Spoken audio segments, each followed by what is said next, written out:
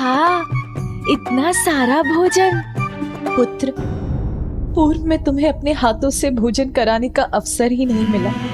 मैं तुम पर अपना स्नेह न्यौछावर कर पाती, उसके पूर्व ही तुम्हें जाना पड़ गया। किंतु आज मैंने तुम्हारे सभी प्रिय व्यंजन बनाए हैं और आज तुम्हें अपने हाथों से खिलाऊंगी।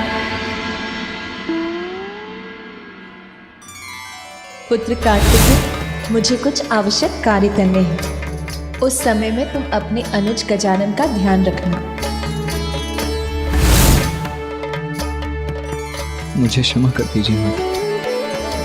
मैं तो यही मान बैठा था कि आपका ध्यान केवल गजानन पर ही केंद्रित है, किंतु मैं तो ये कल्पना भी नहीं कर पाया कि आप इस समय यही थी, इस रसोई में मेरे लिए ये भांति भांति के व्यंजनों का भोज तैयार कर रही थी। कोई बात नहीं पुत्र, मुझे तनिक भी बुरा नहीं लगा, किंतु अब और बातें नहीं। आओ अब भोजन करो। मुझे तो माँ ने भोजन के लिए कहा ही नहीं।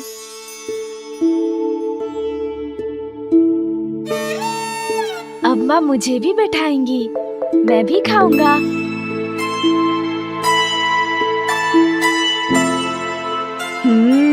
अवश्य ये भोजन मेरे लिए होगा। पुनः भैया को ही दे दिया। माँ कब कहेंगी मुझे भोजन के लिए? मैं तो कब से खड़ा हूँ, फिर भी माँ मुझे पूछ ही नहीं रही।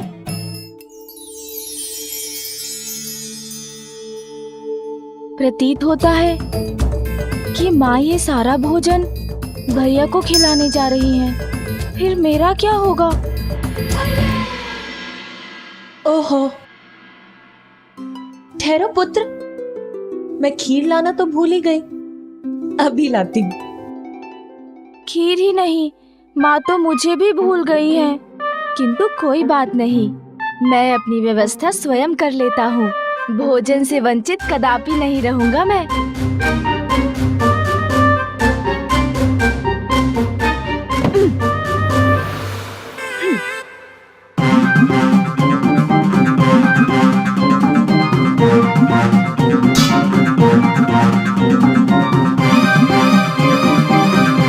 भैया, अब मैं भी आपके साथ भोजन करूंगा।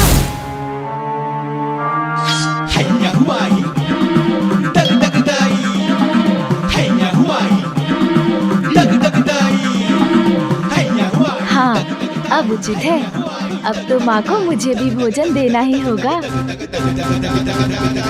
ये क्या कर रहा है गजानन? मुझे शांति से भोजन भी नहीं करने देगा क्या? भोजन तो आपके साथ मैं भी करूंगा भैया।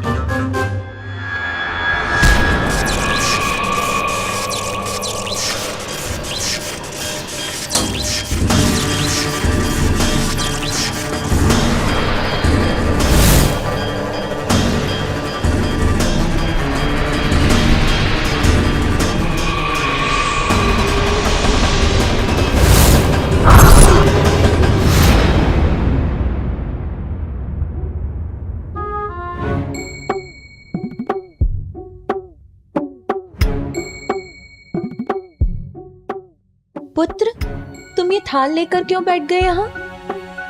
माँ, जैसे भैया भोजन करेंगे मैं भी तो करूँगा। ये सभी व्यंजन मुझे भी तो बहुत भाएंगे। हम दोनों भ्राता मिलकर भोजन करेंगे, कितना आनंद आएगा ना? नहीं पुत्र, तुम इस भोजन में से कुछ भी ग्रहण नहीं कर सकते। अभी तुम्हारा अन्नप्राशन संस्कार नहीं हुआ है। किंतु माँ, मुझे भी बहुत भूख लगी है। तो इतने सारे फल है ना यहाँ, जितना मन करे खा लो। फल तो समाप्त भी हो गए माँ। अच्छा, फल समाप्त हो गए क्या? अच्छा चलो, मैं तुम्हें कुछ ऐसा देती हूँ जो स्वादिष्ट भी है और तुम्हारे स्वास्थ्य के लिए बहुत अच्छा है।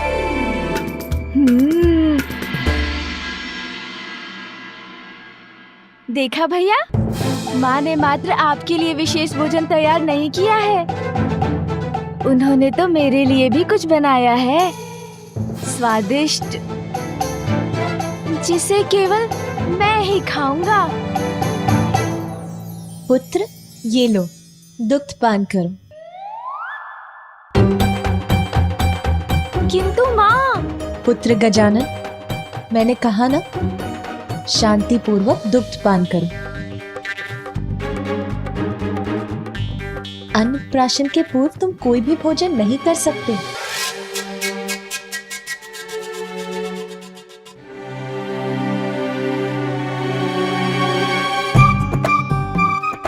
कोई मुझसे स्नेह नहीं करता, सभी मात्र बड़े भैया से स्नेह करते हैं। मैं कौन हूँ? विशेष तो वो है ना, प्रथम पुत्र जो है माँ और पिताश्री के।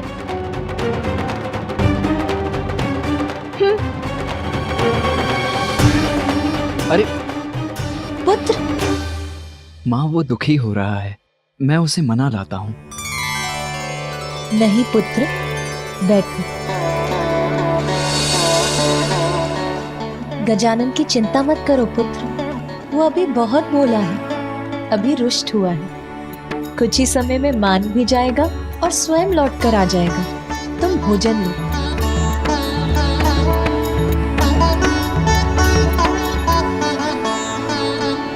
भैया को मिलेगा इतना स्वादिष्ट भोजन और मुझे बस इस स्वादीन दुग्ध से संतुष्ट रहना होगा। भैया खाए पकवान और मैं करूं दुग्ध पान।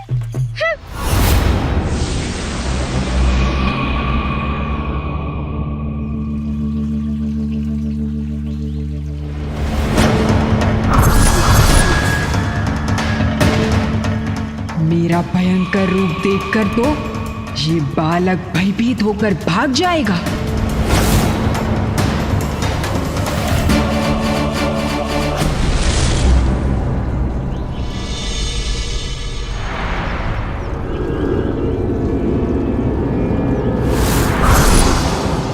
गजमुख बालक, तुम्हारे अपने ही तुम्हारी मृत्यु का कारण बनेंगे।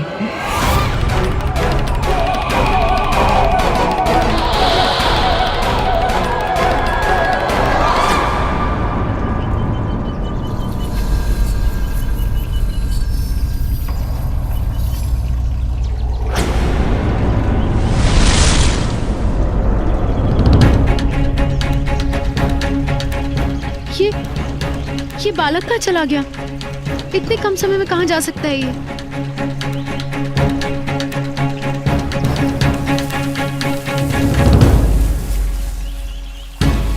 अच्छा, स्वयं को बहुत चतुर समझता है। इस शिला के पीछे ही होगा, वहीं से आई थी ये ध्वनि।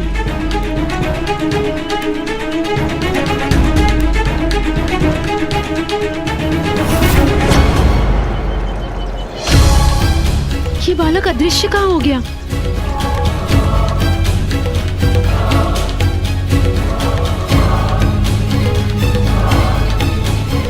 कहाँ चला गया ये बालक?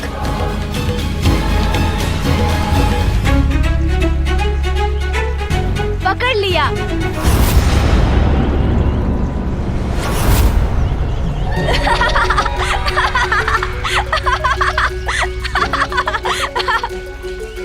पकड़ लिया अर्थात मुझे ज्ञात है। माँ ने आपको भेजा है मुझे ढूंढने के लिए, किंतु मैं आपके साथ नहीं चलने वाला मौसी।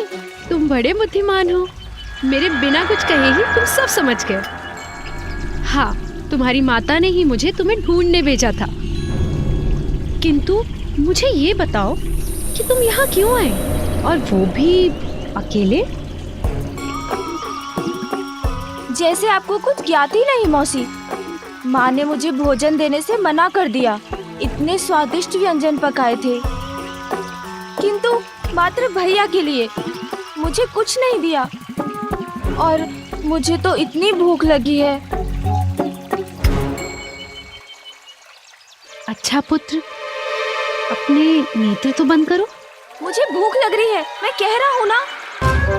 माँ ने मुझे बहलाने, मेरे साथ क्रीड़ा करने के लिए आपको यहाँ भेज दिया। अपनी मौसी का कहा भी नहीं मानोगे? चलो पुत्र, नेत्र बंद करो।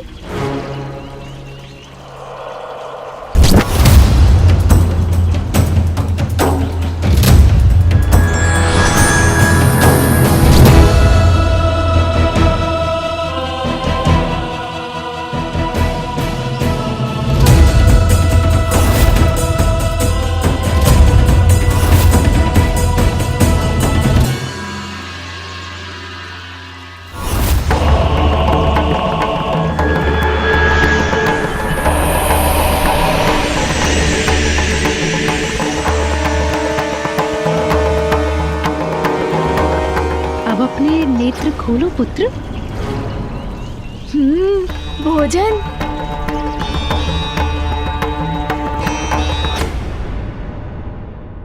खाओ पुत्र, ये लो।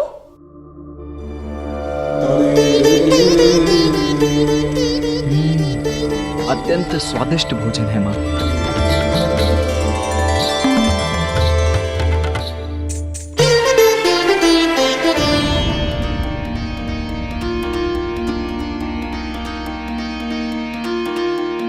पार्वती के मन में उमड़ी ममता,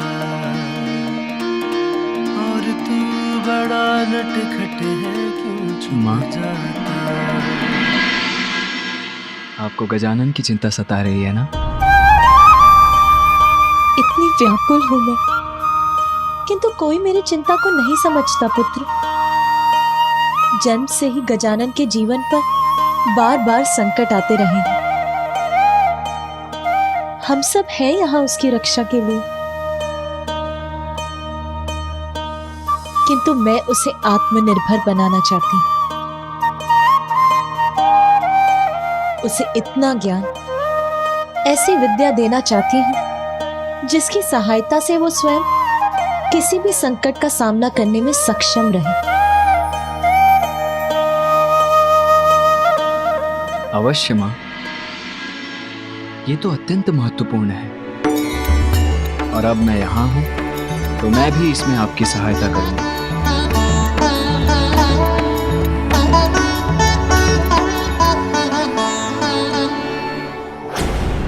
ये लो, ये खा लो।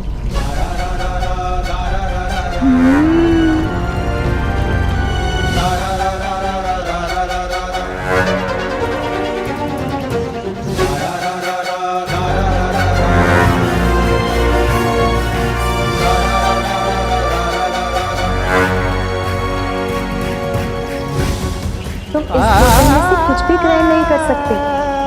अभी तुम्हारा अन्नप्राशन संस्कार नहीं हुआ है। माँ ने मना किया है, फिर ये कैसे खा सकता हूँ मैं?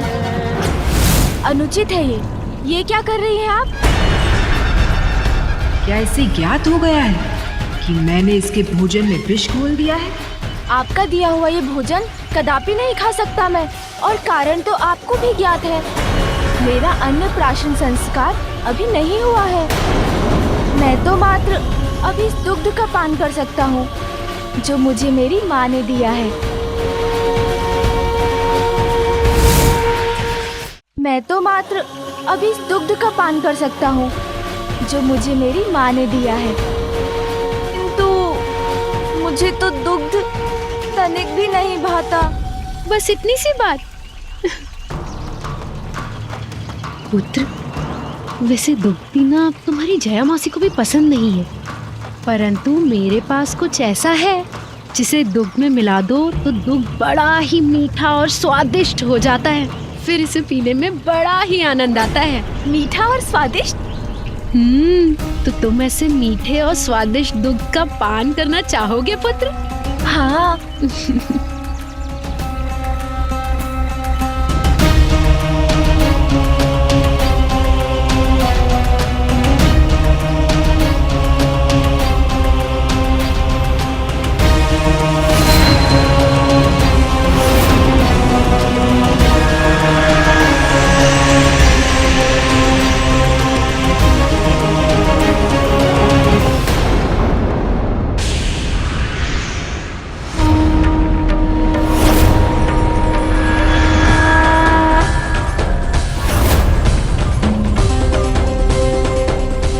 लो पुत्र, अब ये और मीठा और स्वादिष्ट हो गया है। अब तुम इसका पान कर सकते हो। लो।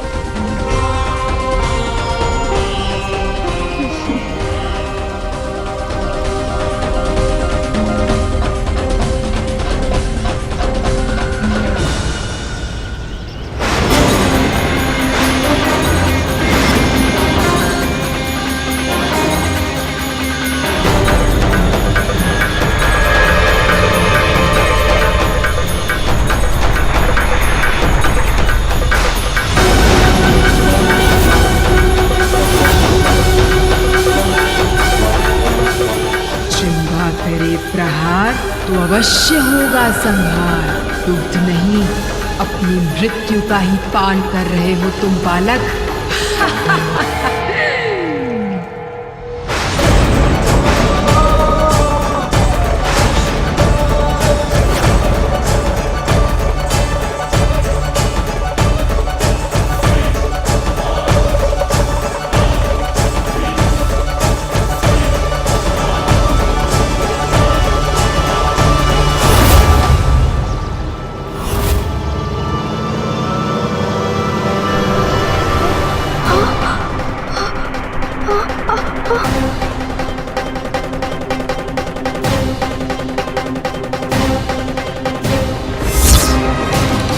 ये क्या? मेरा शरीर नीला क्यों पड़ रहा है जया मौसी? क्योंकि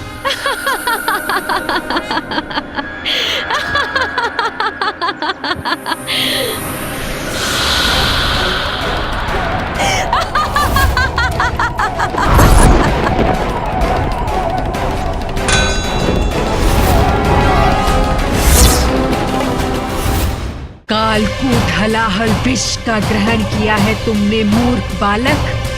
अब तुम्हारी रक्षा मुझसे कोई नहीं कर सकता।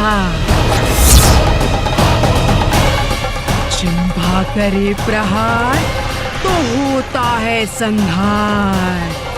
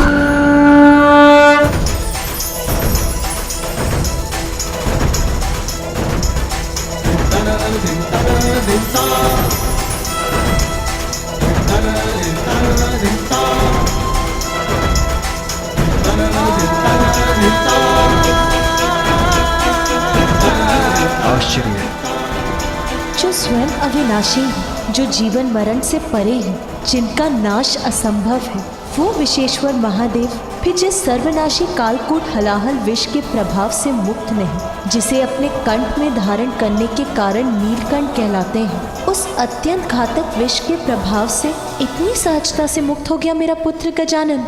आश्चर्य। असफल नहीं होगा जिह्वा का प्रहार बालक, अवश्य होगा तुम्हारा संहार। पुनः करूंगी मैं अपने विष का प्रहार।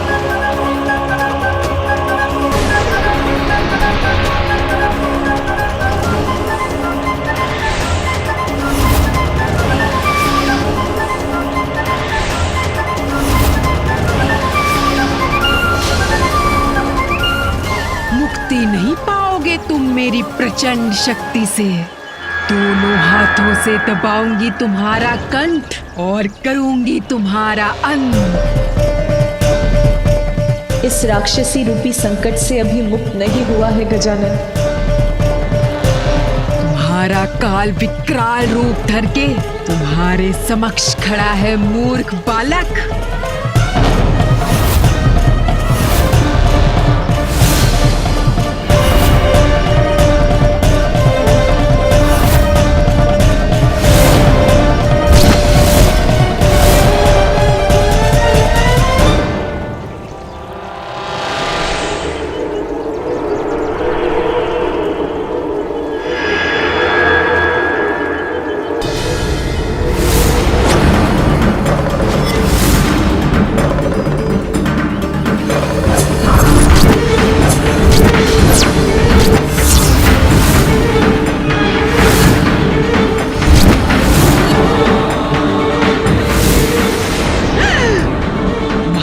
काल का त्रिशूल।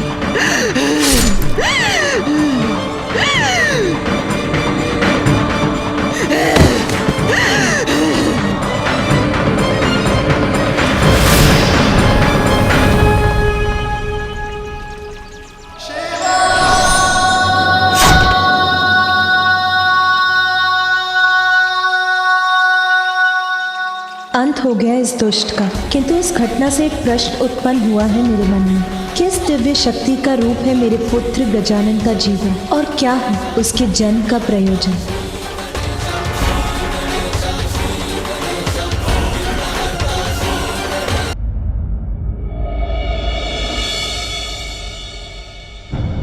माँ तो गजानन को देखने और उसे दुग्ध देने गई थी,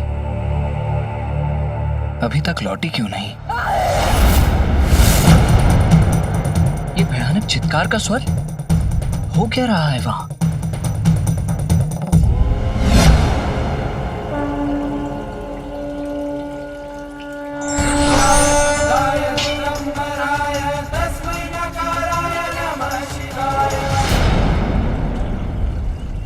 अंत हो गया इस दुष्ट का, किंतु इस घटना से एक प्रश्न उत्पन्न हुआ है मेरे मन में। किस दिव्य शक्ति का रूप है मेरे पुत्र गजानन का जीवन, और क्या है उसके जन्म का प्रयोजन? पिताश्री ने उचित समय पर रक्षित कर लिया मुझे।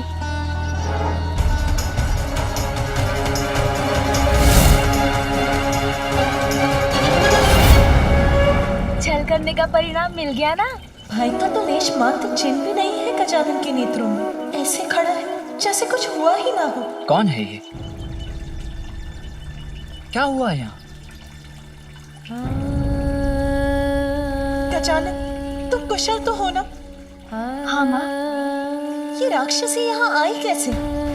ये कहाँ से आई ये तो ज्ञात नहीं माँ।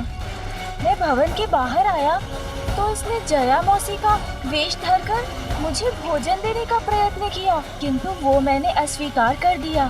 फिर इसने मुझे दुग्ध दिया, वो भी बहुत कड़वा था।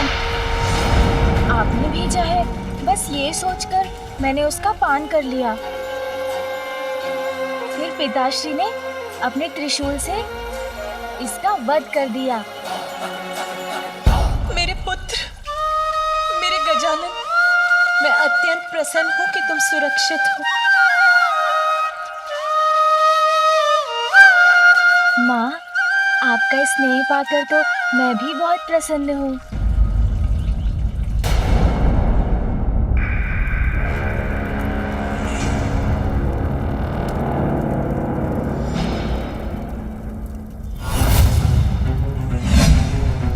और प्रतीक्षा नहीं कर सकता मैं।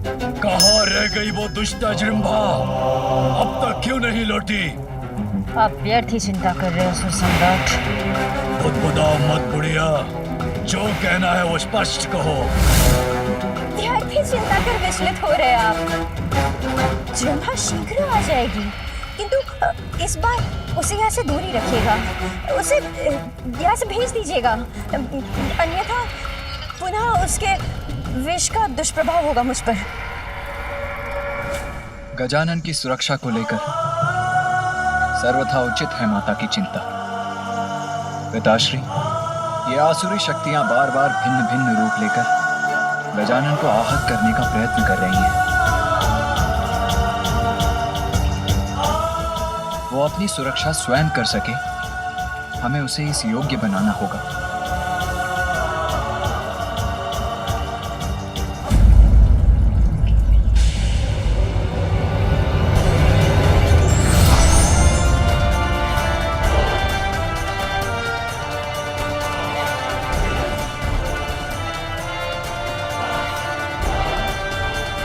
भैया के पास धनुष?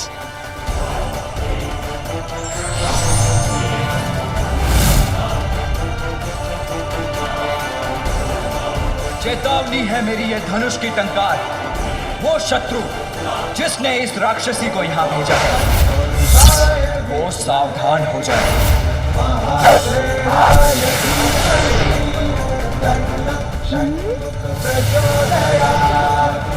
भैया कार्तिकेय कितने महान योद्धा हैं। उनका बाण तो अत्यंत अद्भुत है।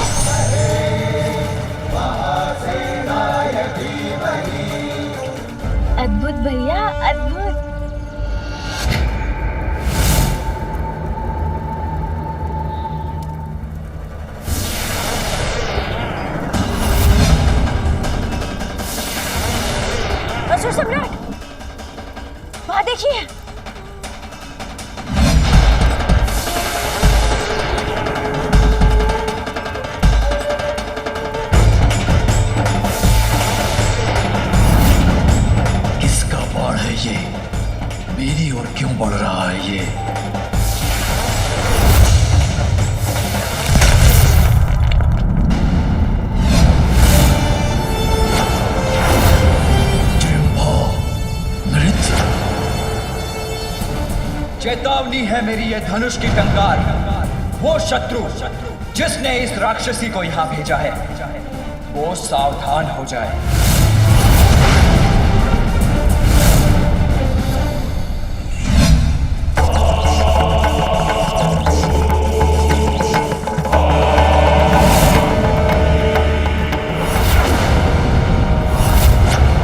कालकूट हलाहल विषधारिणी जृंभा की ये दुर्दशा। इतनी शक्तिशाली राक्षसी का वध कर दिया उस गजानन बालक ने। त्रिदेव भी सुरक्षित नहीं है इसके कालकूट हलाहल विष से, यही कहा था ना। तो एक बालक ने कैसे सह लिया इसका विष, वध कैसे कर दिया इसका, अंत करेगा वो मेरा, यही कहा था ब्रह्मदेव ने। सत्य हो जाएगा उनका वचन यदि मैंने स्वयं उसका अंत कर उसे नहीं रोका।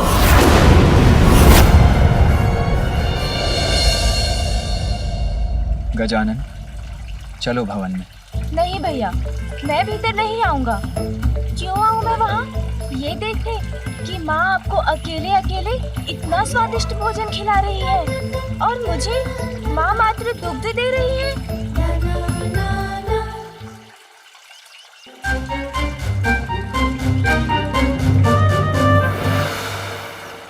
अरे इतने सारे फल इस गंजी के पास। माँ, पिताश्री, भैया, मैं किसी के साथ नहीं जाऊंगा। मैं तो बस इन गण के साथ जाऊंगा।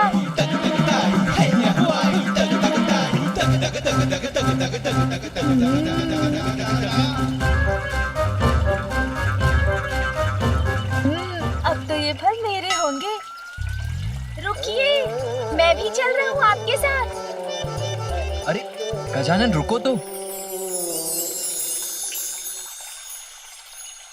प्रत्यक्ष में तो ये मात्र एक बालक है, मेरा पुत्र। बाल सुलभ क्रीड़ाएं कर हमें लुभाता है, किंतु जो प्रत्यक्ष दिखाई दे रहा है उसके परोक्ष में क्या है?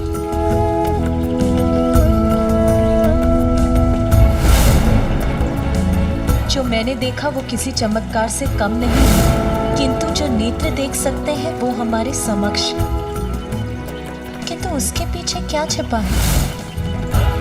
क्या रहस्य है ये? क्या है मेरे पुत्र की वास्तविकता? कौन सी अलौकिक शक्ति का स्वरूप है वो?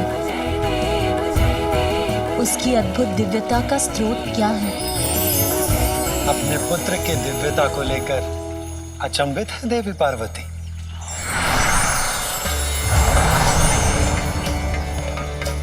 आप सभी यहाँ, मेरा प्रणाम स्वीकार कीजिए।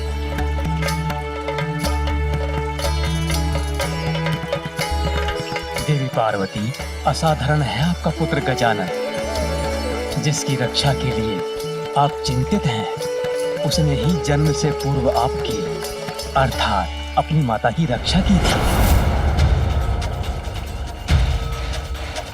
मेरी रक्षा की थी उसने ब्रह्मदेव, अपने जन्म से पूर्व? किंतु कैसे?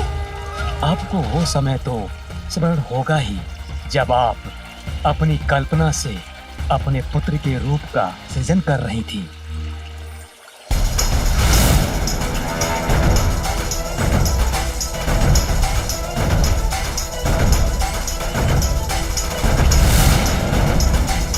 तब एक अत्यंत शक्तिशाली असुर ने आपके पुत्र देव सेनापति कुमार कार्तिकेय को पराजित करने के उद्देश्य से कैलाश में प्रवेश किया था।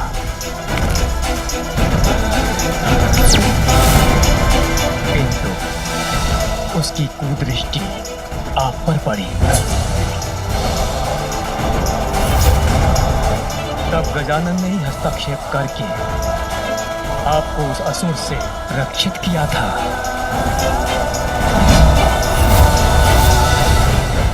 गजानन की अनुपम अद्भुत दिव्यता का अनुभव तो मुझे भी हुआ था देवी पार्वती, जब मैंने उसके लाला जल देखा।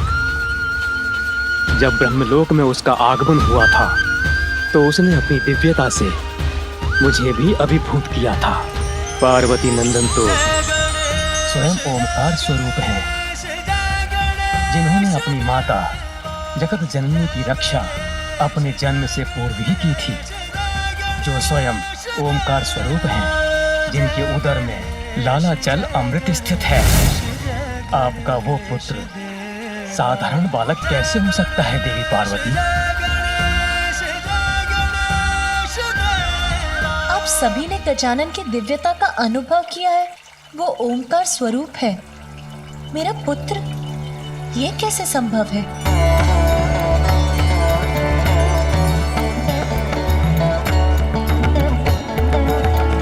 शंका की छाया को मिटाकर सत्य की ज्योति को देखिए, तो आपको स्वयं उसका परिचय प्राप्त होगा।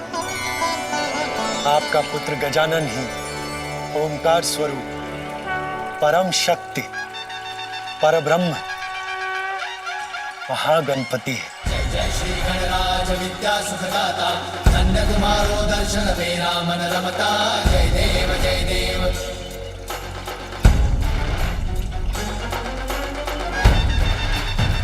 महागणपति अर्थात वो परम शक्ति जिनका आभास और दर्शन हम त्रिदेवों को सतयुग से भी पूर्व इस सृष्टि के प्रारंभ में हुआ था। ये वो समय था जब पूर्व में स्थित सृष्टि का अंत हो रहा था।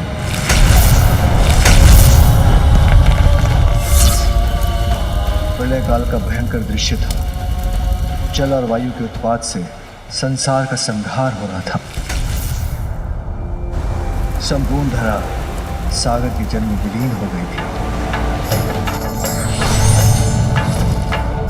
सर्वत्र विनाश का अंधकार प्रस्तुत था। सृष्टि, प्रकृति, समस्त संसार पर उस विनाश लीला का प्रकोप छाया था। समस्त ब्रह्मांड नष्ट हो रहा था।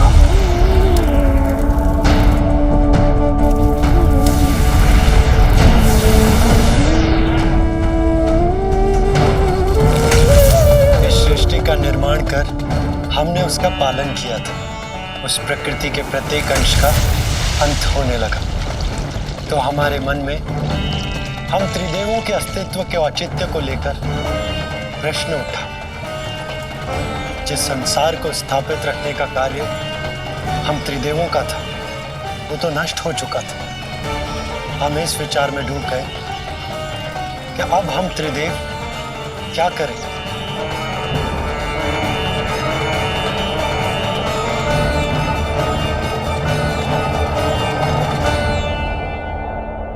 इस समस्या का समाधान तो हमें गहन तप से ही प्राप्त होगा, और हम तीनों तप करने पाताल लोक चले गए।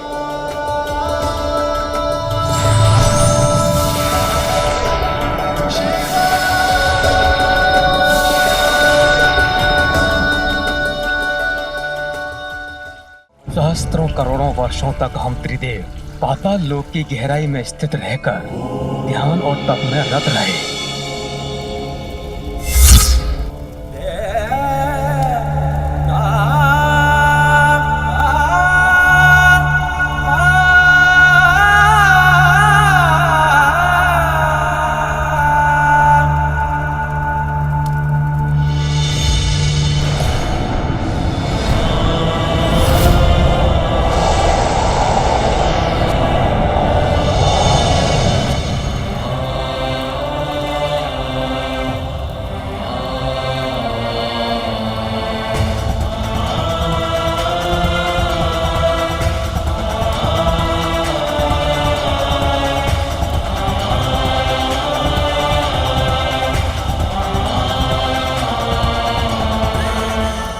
जब उस घोर तपस्या का कोई भी फल ना निकला, कोई समाधान हमारे समक्ष प्रस्तुत नहीं हुआ, तब हमने पाताल लोक से बाहर आने का निर्णय लिया।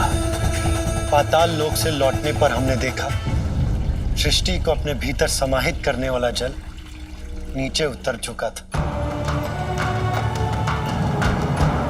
जल का वेग अवश्य शांत हुआ था, किंतु तब भी कुछ दिखाई नहीं देता था। थल अब भी जल में ही डूबा था।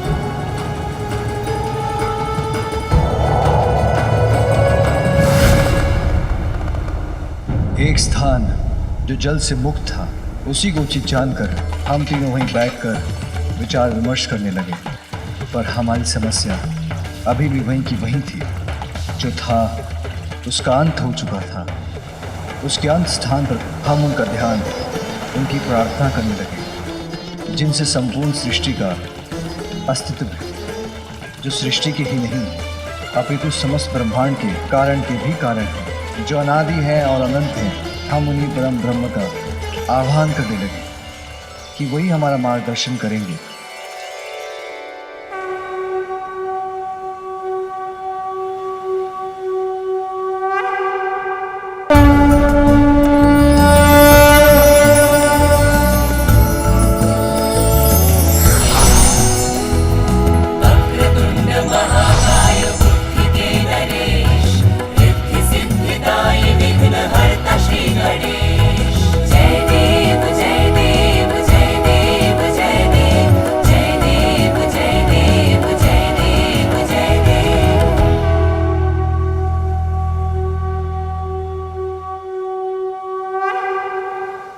वो महाशक्ति मैं ही हूँ जिससे संपूर्ण ब्रह्मांड का जन्म होता है। प्रलय के पश्चात मुझ में ही संसार का विलय भी होता है।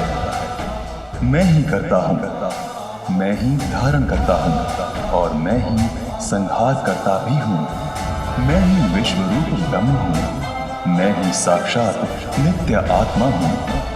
सत्व, रज, तम तीनों गुणों से परे, स्थूल, सूक्ष्म और कारण तीनों देहों से परे, भूत, भविष्य, वर्तमान तीनों कालों से परे।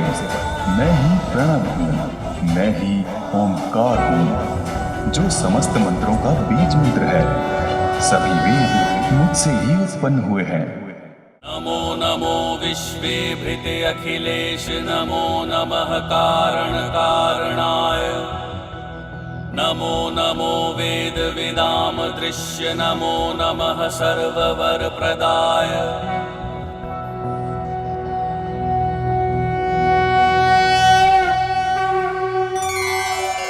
प्रभु, आपके दर्शन पाकर हम कृतार्थ हुए। हम आपका ध्यान, आपकी आराधना करते रहे, जिससे हम अपने भविष्य का निर्धारण कर सकें। उचित है, मैं भविष्य के कार्य आप तीनों में विभाजित कर देता हूँ। ब्रह्मदेव, आप एक नवीन सृष्टि का सृजन करें। विष्णुदेव, आप सृष्टि का पालन करें। और महादेव, आप जीवन, मरण, सृजन और भंजन के काल चक्र द्वारा निर्धारित नियमों को स्थापित रखने के लिए, काल की क्रिया में संतुलन बनाए रखने के लिए उचित समय पर सृष्टि का संहार करें। जैसी आज्ञा प्रभु, किंतु मेरी एक शंका भी है। सृष्टि के अंत के साथ ही सृष्टि की सारी स्मृतियां मेरे मन से लुप्त हो गई हैं। मुझे तो अब ये भी ज्ञात नहीं है कि सृष्टि कैसी होती है, उसे कैसा होना चाहिए। ब्रह्मदेव, मेरे भीतर विद्यमान अनंत ब्रह्मांडों का दर्शन कीजिए, फिर तो आप स्वतः सहजता से एक नवीन सृष्टि की रचना करने में सक्षम हो जाएंगे।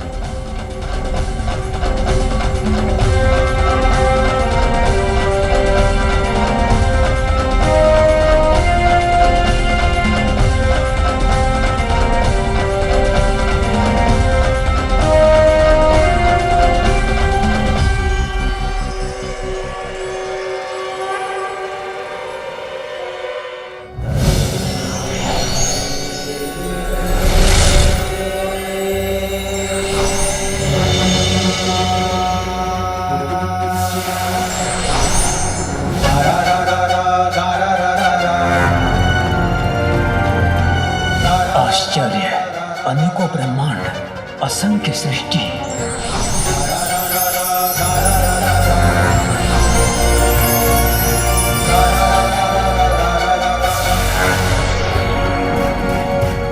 परम ब्रह्म परमेश्वर के भीतर ये असंख्य रचनाएं रचना के भिन्न भिन्न पड़ावों पर हैं। कहीं नवीन सृष्टि का सृजन हो रहा है तो कहीं प्रलय से किसी सृष्टि का अंत।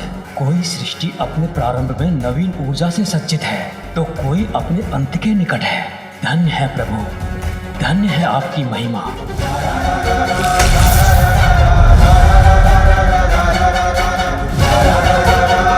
धन्य है प्रभु।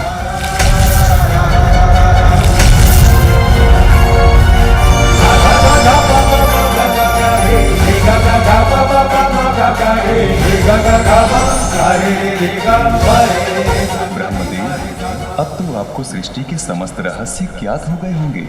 हाँ प्रभु, आपकी कृपा से अब सब स्पष्ट है। हमें अपने दिव्य दर्शन देकर दिशा निर्देश देने के लिए आपको कोटि कोटि धन्यवाद प्रभु।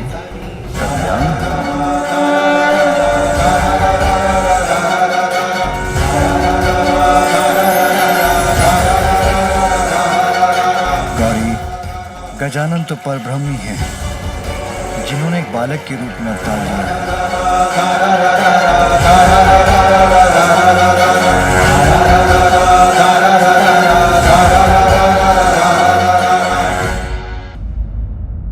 जब मैं स्वयं अपने पुत्र की दिव्यता नहीं पहचान सकी, तो देवराज इंद्र और अन्य देवताओं को उसका परिचय कैसे प्राप्त होगा? सर्वथा उचित है आपका कथन देवी, क्योंकि अपने इस रूप में अभी गजानन को स्वयं अपने वास्तविक रूप का परिचय नहीं है, क्योंकि अभी उनकी कुंडलिनी जागृत नहीं हुई है। कुंडलिनी जागृत होते ही उन्हें स्वयं ज्ञात हो जाएगा कि वो पर ब्रह्म स्वरूप ही है। तब उन्हें अपने जन्म का प्रयोजन भी ज्ञात हो जाएगा। एक बार वो अपनी मानवीय एवं शारीरिक सीमाओं को भेद देगा, एक बार उसे स्वज्ञान हो जाएगा तो वो अपने मूल रूप में आ जाएगा, सर्वोच्च ईश्वर के स्थान पर स्थापित होगा। इसका अर्थ तो यह है स्वामी कि मैंने व्यर्थ ही देवराज इंद्र को चुनौती दी। एक दिन ऐसा आएगा जब स्वयं मेरा पुत्र गजानन देवराज इंद्र को अपना वास्तविक परिचय देगा। माँ, पिताश्री। गजानन तो परब्रह्म ही है, जिन्होंने एक बालक के रूप में अवतार लिया है। कुंडलिनी जागृत होते ही उन्हें स्वयं ज्ञात हो जाएगा कि वो पर ब्रह्म स्वरूप ही है।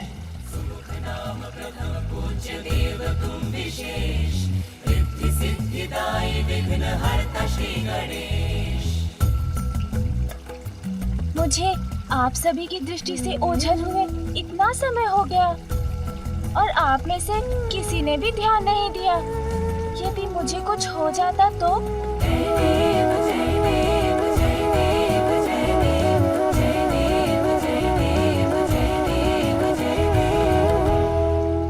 वो तो अच्छा था कि उन गंजी के पास इतने सारे फल थे, अन्यथा भूख के कारण मेरी अवस्था बहुत विकट हो जाती।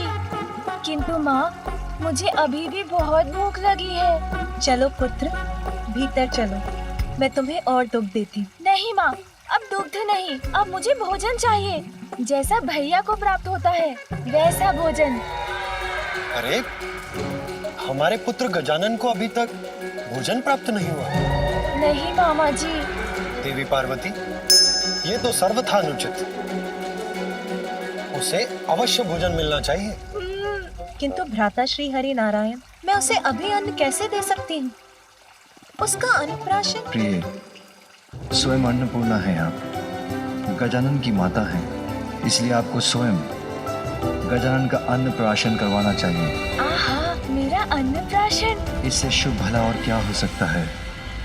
देवी लक्ष्मी, देवी सरस्वती एवं ब्रह्मदेव और विष्णुदेव की उपस्थिति में यदि आपके हाथों से गजानन का अन्नप्राशन किसी भी दिव्य उत्सव से किसी भी रूप में कम नहीं है। उचित है नाग, मैं स्वयं अपने पुत्र गजानन का अन्नप्राशन करूंगी और अन्नप्राशन के बाद उसकी कुंडलिनी जागृत करने के लिए उसकी शिक्षा प्रारंभ करूंगी।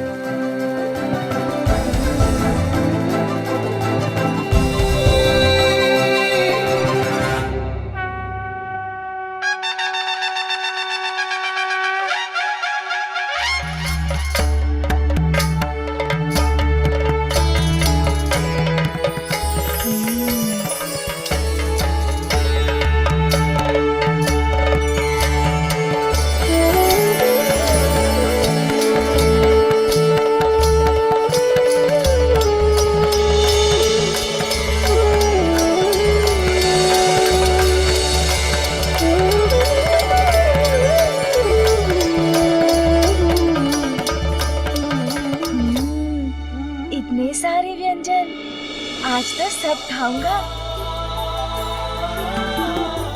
अब हम गजानन का अन्नप्राशन संस्कार प्रारंभ करते हैं। सर्वप्रथम इस परिवार के सबसे बड़े सदस्य, हम सभी के आदरणीय गजानन के नाना महाराज हिमवान इसको भोजन का प्रथम निवाला देंगे।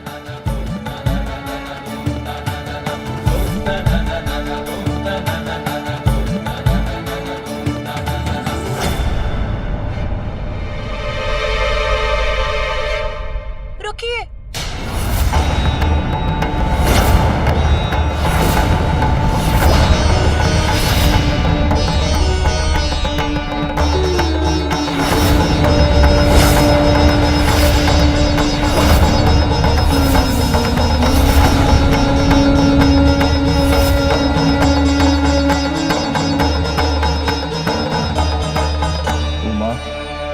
क्या हुआ? गजानन का अन्नप्राशन प्रारंभ होने के पूर्व ही तुमने उसे रोक दिया? स्वामी, 56 भोग व्यंजनों से सज्जित है ये थान, किंतु इसे देखकर पूर्णता का आभास नहीं हो रहा है मुझे। कुछ तो अवश्य अभी भी शेष है। मैं कुछ नहीं बोलूंगी, किंतु शेष है? अब क्या शेष है पुत्री? अब तो बस गजानन का अन्नप्राशन ही शेष है। कुछ शेष नहीं माँ मेरे उदर में, बस मेरे द्वारा इन स्वादिष्ट व्यंजनों का भोग लगाना ही शेष है। विलंब के लिए मैं क्षमा प्रार्थी हूँ, किंतु जो उचित है उसी का होना अनिवार्य है। मेरे पुत्र के अन्नप्राशन का प्रथम आहार ये 56 व्यंजन नहीं, कुछ और होगा। कुछ और होगा? क्योंकि जो विशेष है अभी वही शेष है। आप सभी अपना स्थान ग्रहण कीजिए, तनिक प्रतीक्षा कीजिए, मैं अभी वो विशेष व्यंजन लेकर आती हूँ।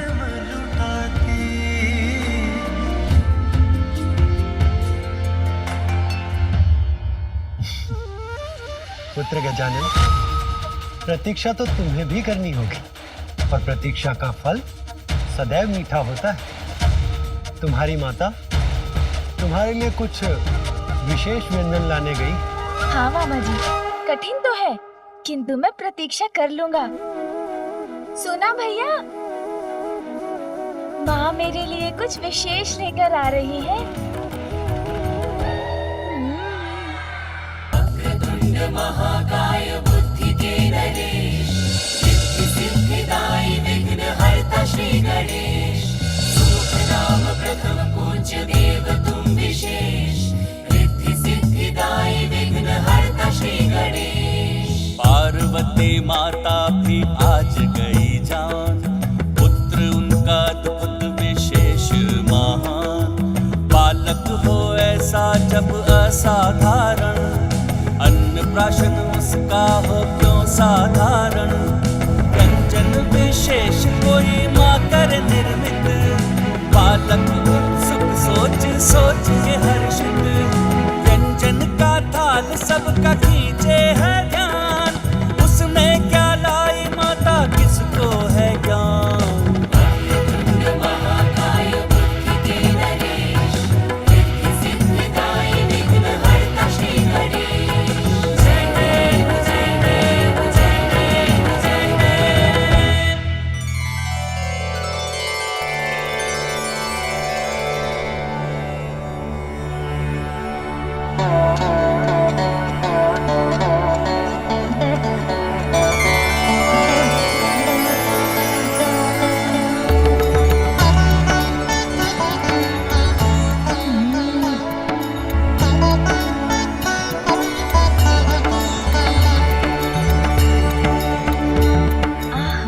कितना सुंदर है ये, अवश्य बहुत स्वादिष्ट भी होगा।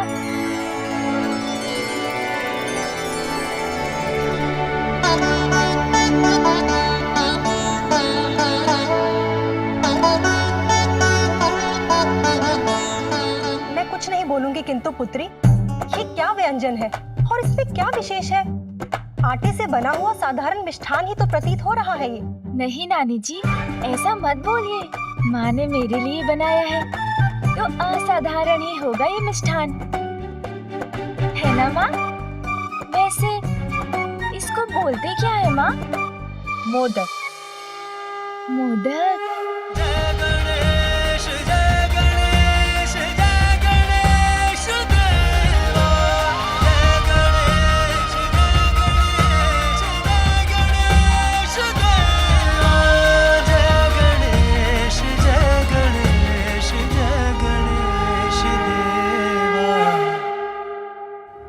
जो अपनी विशेषता से सबको मोद अर्थात आनंद प्रदान करेगा। पुत्र, माता उचित कहती है। दिखाई देने में तो साधारण ही है ये, किंतु उचित तो तुम्हारा भी कथन है पुत्र, क्योंकि ये मोदक भीतर से अत्यंत असाधारण है। मैं कुछ नहीं बोलूंगी, किंतु समझ नहीं आया। भीतर से असाधारण? जैसे तुम हो, जैसा मैं तुम्हें बनाना चाहती हूँ, वैसा ही है ये मोदक। आप मुझे मोदक जैसा बनाना चाहती हैं माँ, किंतु उसे खाए बिना, उसके स्वाद को जाने बिना मैं उसके समान कैसे बन सकता हूँ?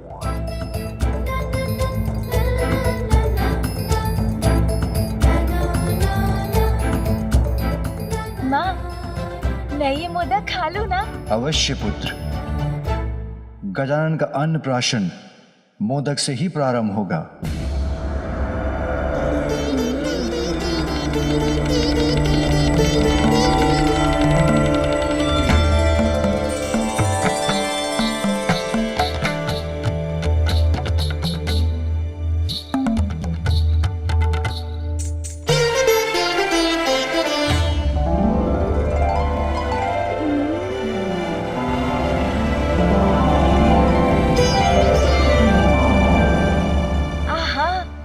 सत्य कहा था माँ आपने।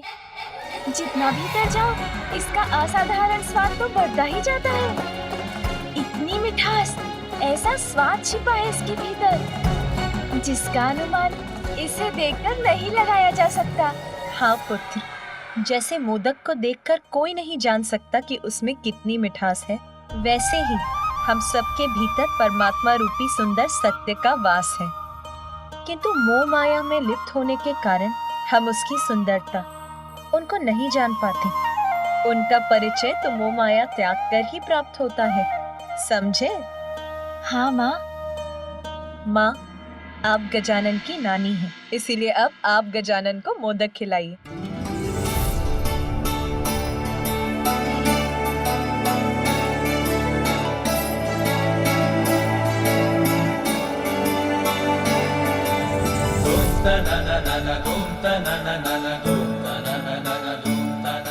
आनंद आ गया माँ, बहुत स्वादिष्ट है मोदक। किंतु माँ, ये मोह माया क्या होता है जिसे त्यागना इतना आवश्यक है? हाँ माँ, और इस मोह माया से छुटकारा पाने का उपाय भी बताइए ना। हाँ पुत्र, आत्मा परमात्मा का ही तो अंश है। अच्छे कर्म से ही परमात्मा को पाया जा सकता है, यही तो जीवन का परम उद्देश्य है। किंतु सांसारिक सुखों की लालसा, निज स्वार्थ और इच्छाओं के माया जाल से भ्रमित होकर सभी जीव उन परमात्मा को ही भुला बैठे हैं। तो फिर इस परम उद्देश्य को प्राप्त करने के लिए हमें क्या करना चाहिए माँ?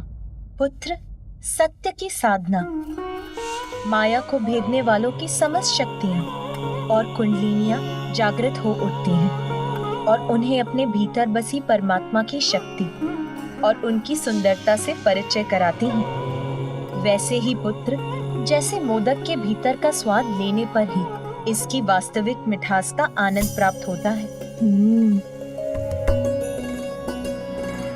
स्वामी, अब आप गजानन को मोदक खिलाइए।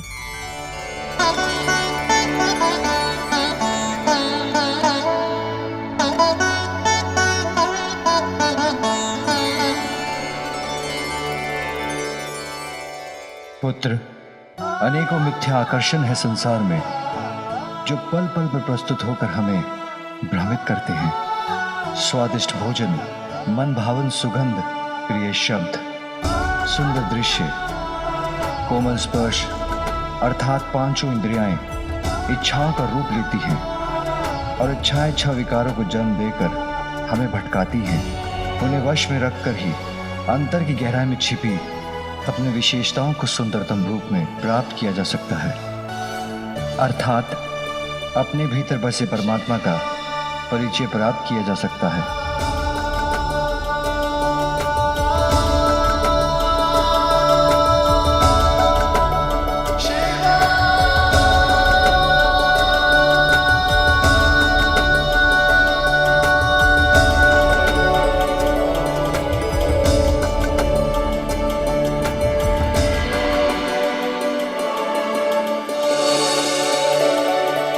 अपनी अंतरात्मा में झांककर अपने अवगुणों को दूर करना, बुराई का मार्ग त्याग कर अच्छाई के मार्ग पर चलना, गुणों को निखारना, परमात्मा से मिलन के अपने परम उद्देश्य पर स्थिर रहना, अपने भीतर छिपी सुंदरता से संपूर्ण जगत को आनंदित करना।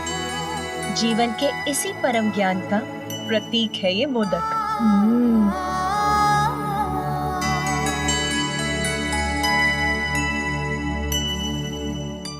अन्नपूर्णा, अब आप भी तो अपने हाथों से अपने पुत्र को मोदक खिलाएं।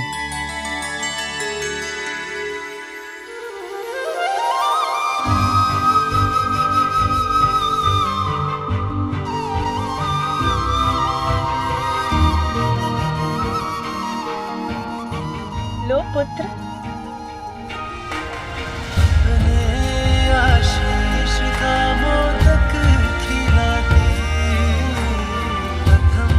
देवी पार्वती, जीवन के सर्वोच्च ज्ञान के प्रतीक मोदक की आकृति भी कितनी विशेष है ना।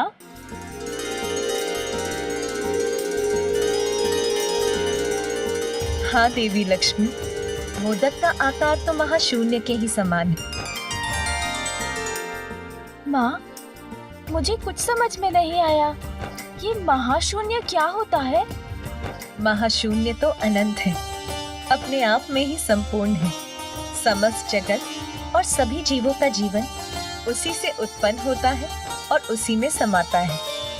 अर्थात ये तो प्रणव मंत्र ओमकार का ही प्रतीक है। इसीलिए पुत्र, जो मोदक के वास्तविक अर्थ को जान जाता है, वो संसार के दुख सुख से परे रहता है। सांसारिक माया जाल से भ्रमित न होकर परमात्मा से स्वयं को जोड़कर पूर्णता को प्राप्त करता है ना माँ?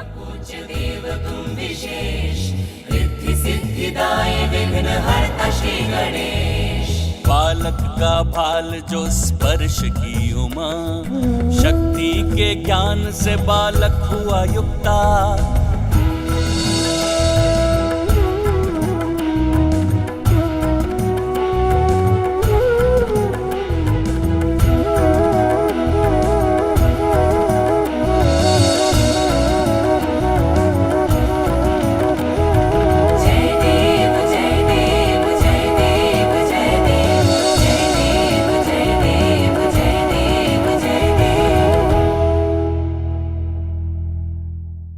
अरे अरे पुत्र,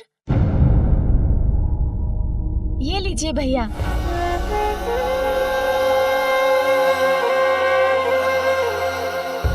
माता, ये मोदक का ही प्रभाव है जो गजानन अपना भोजन मुझसे बांटना सीख गया।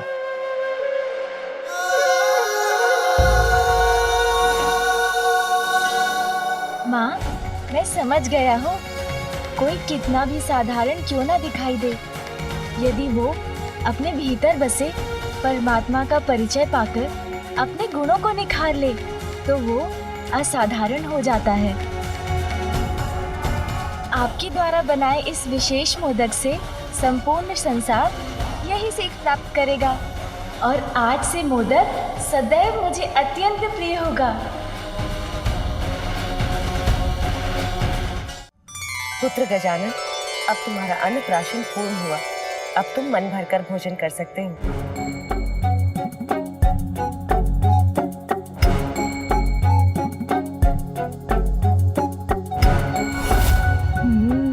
आज तो मन भरकर भोजन करूंगा।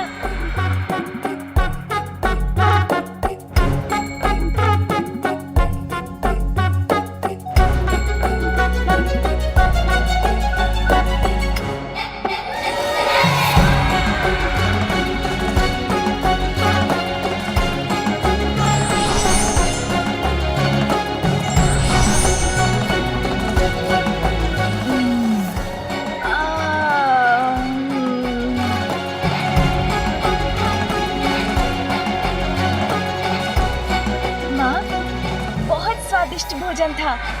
आनंद आ गया और मेरा उदर भी भर गया।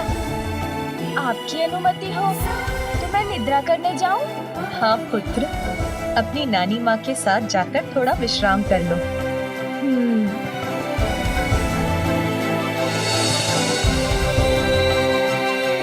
आज विश्राम कर लो पुत्र, क्योंकि कल से तुम्हें श्रम जो करना होगा। कठोर तप कर शक्ति और दिव्यता की साधना करनी होगी।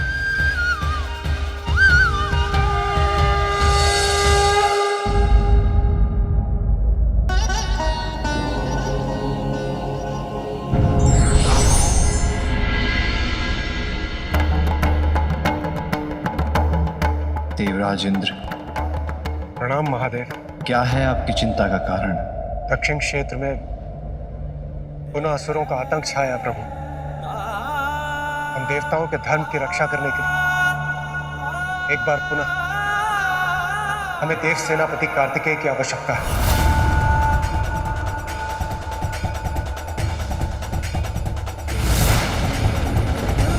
अभी तो मैंने अपने लाल को ठीक से अपने हृदय से भी नहीं लगाया। कहीं नहीं जाने दूंगी मैं अपने पुत्र को। अपने पुत्र को अपने से विलग नहीं होने दूंगी और आपको भी ऐसा नहीं करने दूंगी। कार्तिकेय का यहाँ से जाना देवी पार्वती कदापि स्वीकार नहीं करेंगी।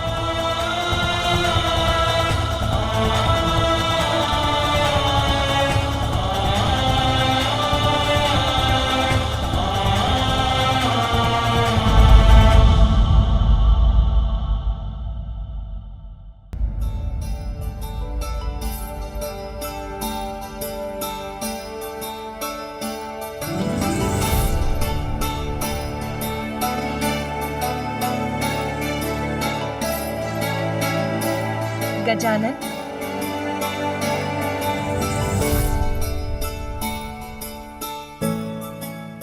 उठो पुत्र गजानन।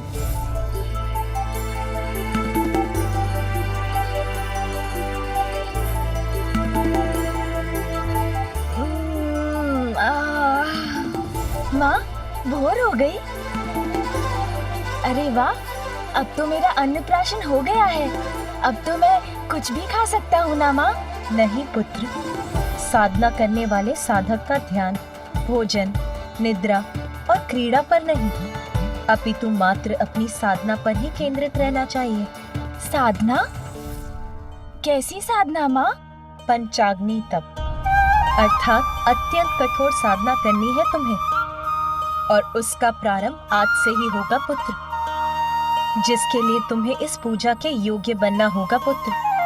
प्रातः काल उठकर स्नान कर पूजा स्थल पर पहुंचकर भगवान को भोग लगाकर पूजा प्रारंभ करनी होगी पुत्र।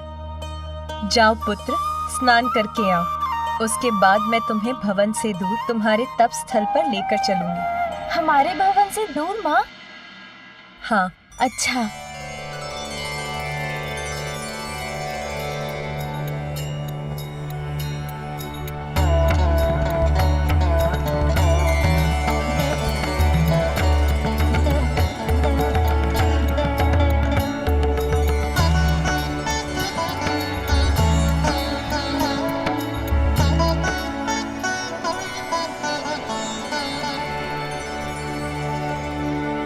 माता, मार्ग तो समाप्त हो गया।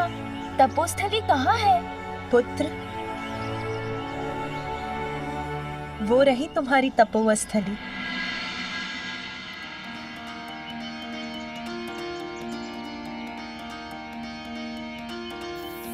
पार्वती के मन में उमड़ी ममता, माँ की गोद में आए विघन हरता। पार्वती के मन में उमड़ी ममता,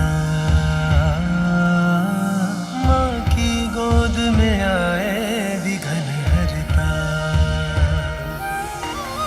अद्भुत बालक पर माँ प्रेम लुटाती, प्रथम देवता जग में उसे बनाती। हाँ, प्रथम देवता जग में उसे बनाती।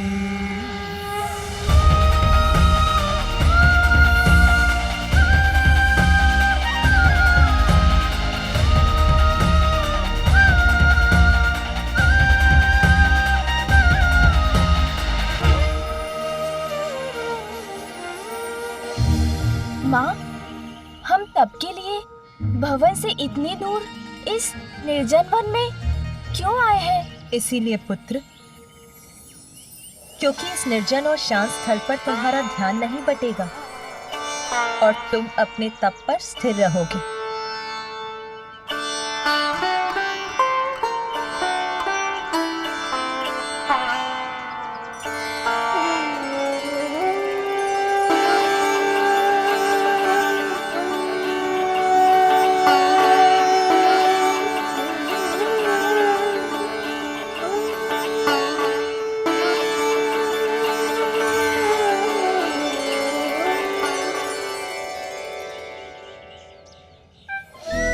माँ, ये पंचाग्नि तप क्या होता है? इसका क्या महत्व है?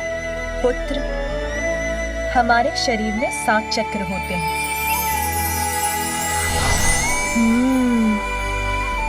पृथ्वी से जोड़ने वाला मूलाधार, हमें सृजन की शक्ति प्रदान करने वाला और आनंद का स्रोत स्वादिष्ठान, हमारे आत्मबल, आत्मविश्वास और बुद्धि का स्रोत मणिपूरक, प्रेम, संवेदनशीलता और करुणा का स्रोत अनाहत, हमारे जीवन में सत्य के स्वर को प्रबल बनाने वाला विशुद्धि, सहज ज्ञान, अंतर्दृष्टि का केंद्र अजना और सहस्त्रार विशुद्ध पावन चेतना का स्रोत। कुंडलिनी वो शक्ति, वो ऊर्जा है जो हमारी रीढ़ के आधार स्थान पर स्थित रहती है। तप और ध्यान के प्रभाव से ये कुंडलिनी शक्ति जागृत होकर सभी चक्रों से होते हुए ऊपर की ओर बढ़ती है और जब वो हमारे शीश, हमारे मस्तक में प्रवेश करती है तो हमें परम ज्ञान की प्राप्ति होती है। अपनी इस शक्ति को जानने के लिए हमें इन सभी चक्रों को शुद्ध करने की आवश्यकता है। पंचाग्नि तप से जागृत अग्नि तुम्हारा शुद्धिकरण करेगी पुत्र।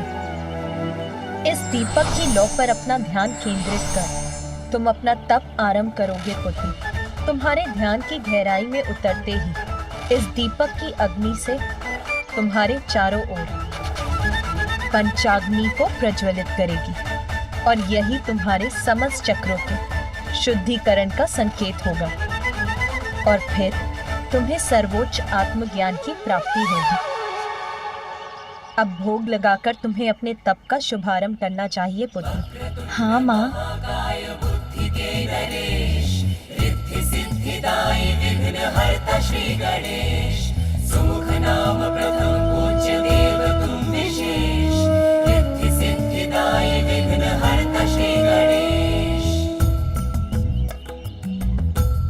अब पद्मासन में बैठकर अपना समूचा ध्यान इस दीपक की लौ पर केंद्रित करो।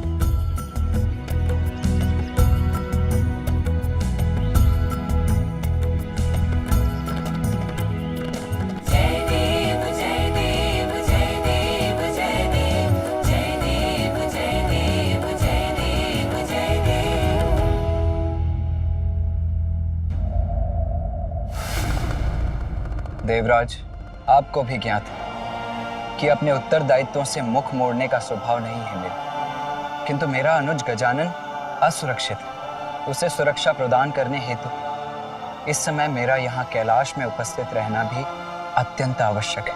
कुमार कार्तिकेय, ये कैलाश है, यहाँ स्वयं महादेव वास करते हैं, अर्थात गजानन सुरक्षित है। यदि कोई असुरक्षित है तो वो हम देवता हैं। हम देवताओं के सर पर संकट के मेघ छाएं। आज धर्म की ज्योति भी संकट में है और उसकी रक्षा करना आपका धर्म है। देवराज,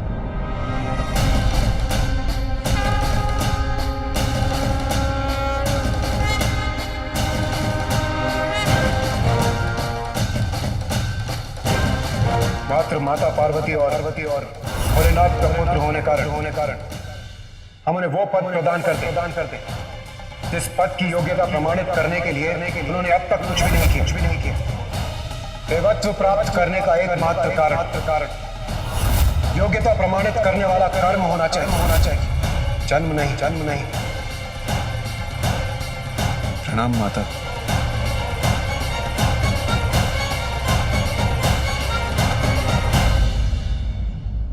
पूर्व में भी मैंने आपसे कहा था कि आपकी रक्षा, देवताओं की सहायता, सृष्टि के संकटों को दूर करना मात्र यही नहीं है मेरे पुत्र कार्तिकेय का धर्म। उसका दायित्व अपने परिवार के प्रति अपने दायित्व का निर्वाह करने के लिए इस समय मेरे पुत्र का यहाँ रहना अनिवार्य है।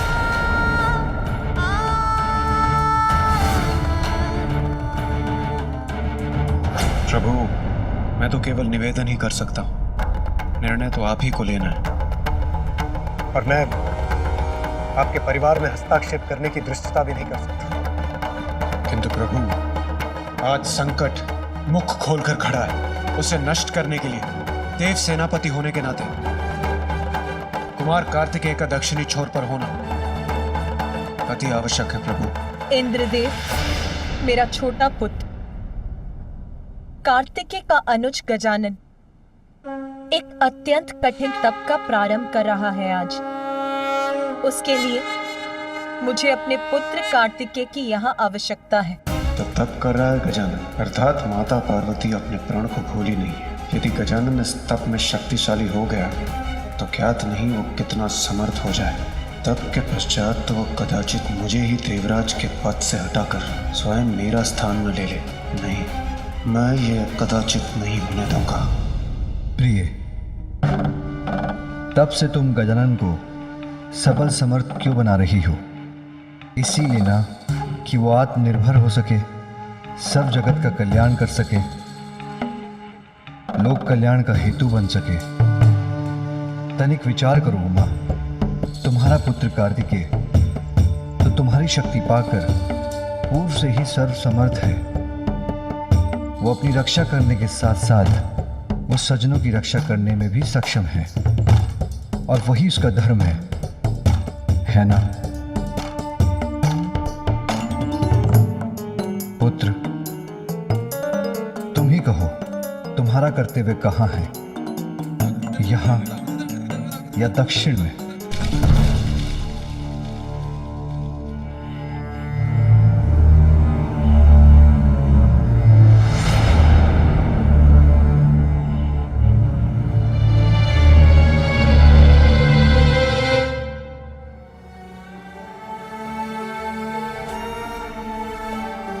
आप उदास मत होइए माता। पिताश्री का संकेत उचित है।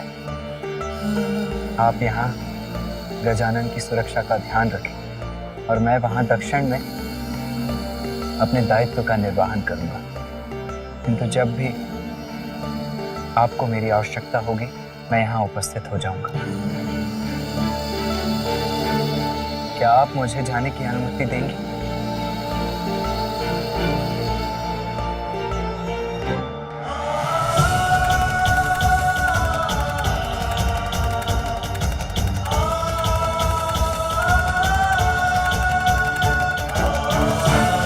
माता, क्या आप गजानन को मेरे प्रस्थान की सूचना दे देंगे? वहां जाकर उसके तप में कोई व्यवधान नहीं डालना चाहता।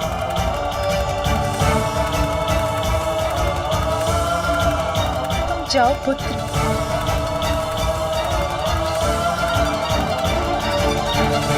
कर्तव्य के आगे अपने स्नेह का बलिदान देने का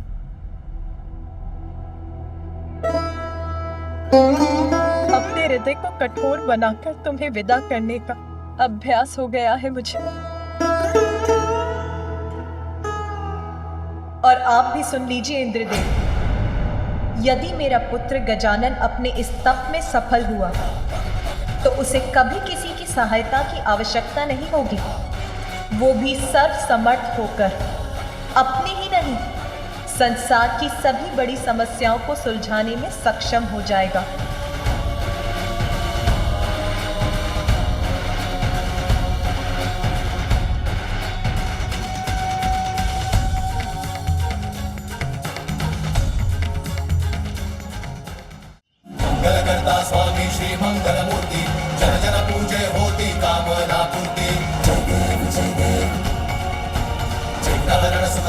देव गणराया वांछित फल पाया जो चरणों में आया जय देव जय देव।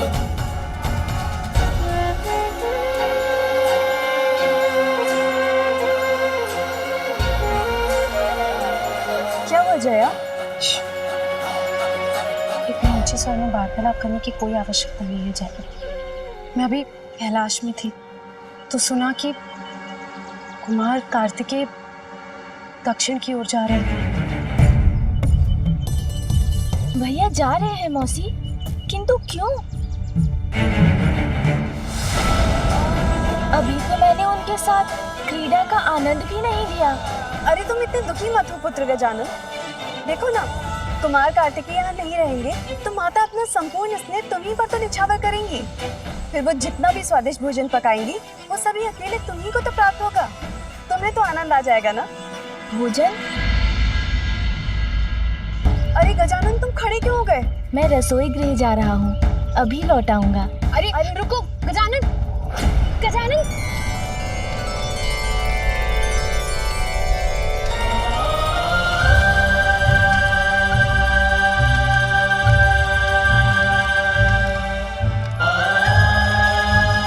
क्या चाहिए तुम्हें?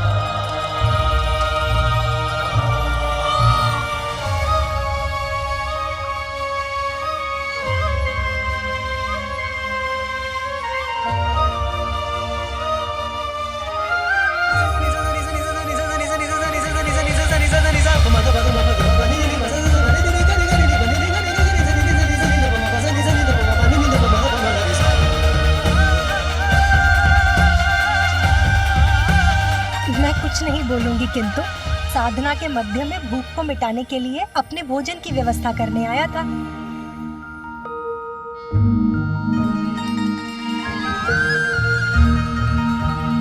भैया, मैं अपने वाहन से भेंट कर सकता हूँ?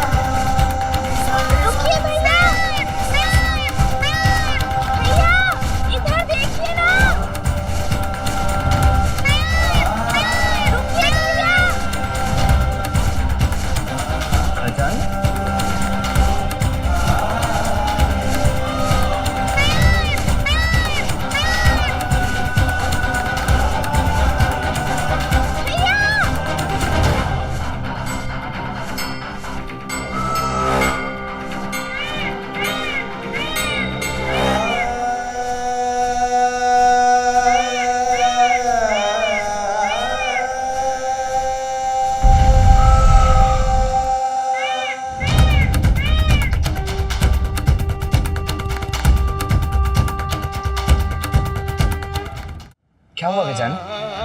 तुम दौड़ क्यों रहे थे? मुझे क्यों रोका? सब सकुशल तो है ना? इतनी बार कहा है तुम कि भवन से इतनी दूर अकेले मत निकला करो, कहा है ना? फिर माता को पता है तुम यहाँ हो? ये क्या है? भोजन आपके लिए, माँ के हाथों का बनाया हुआ भोजन। आपको अत्यंत प्रिय है ना माँ के हाथों का बनाया हुआ भोजन? ये लीजिए, जब मन हो तब खा लीजिएगा।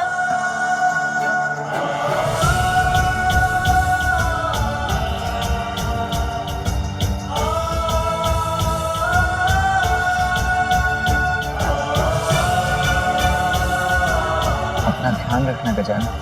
और माता का भी ध्यान रखना। अपने तप पर ध्यान देना, और हाँ, गणों को तनिक भी कष्ट मत देना। जी भैया। और माँ को बताए बिना भवन से इतनी दूर कभी मत आना। जी भैया। अब मुझे जाना होगा गजानन, और विलंब उचित नहीं है। लाओ ये भोजन दे दो मुझे। दो। अपना ध्यान रखना अनुज। जी भैया।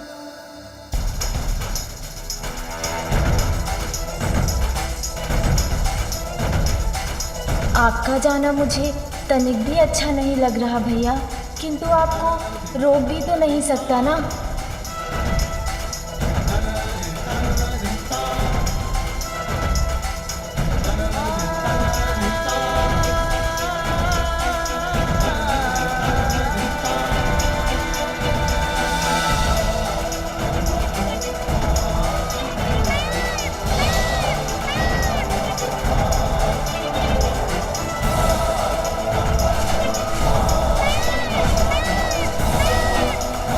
मुझसे तो भैया का जाना अभी से नहीं सहा जा रहा है।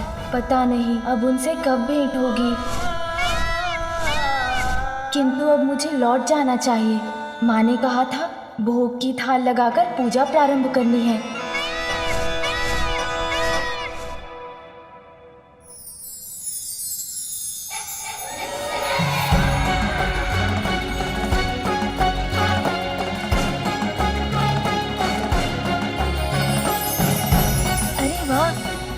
सुंदर तितली है।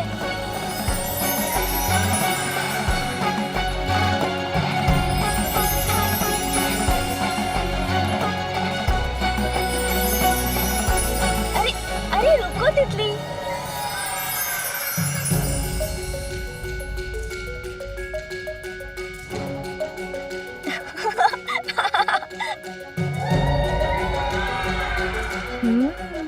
विश्राम कर रही हो तुम?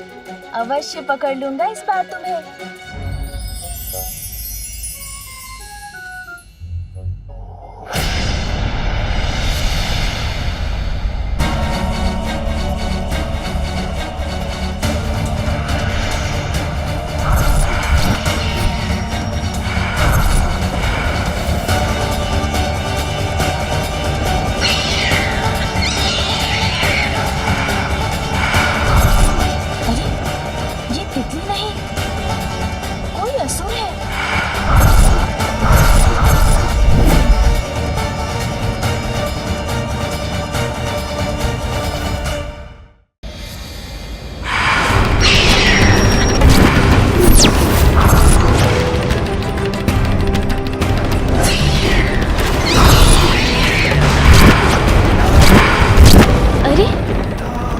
तितली नहीं, ये तो कोई असुर है।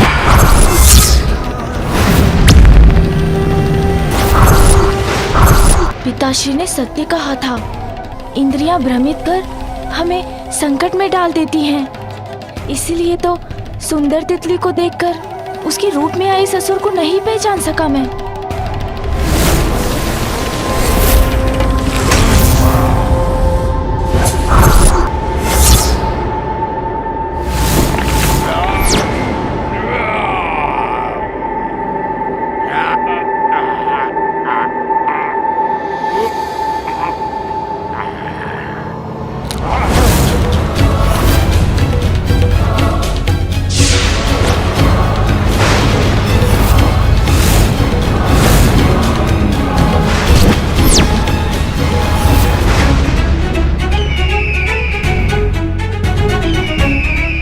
इधर उधर देखने से कुछ नहीं होगा बालक, यहाँ से तुम्हारी मुक्ति का नहीं,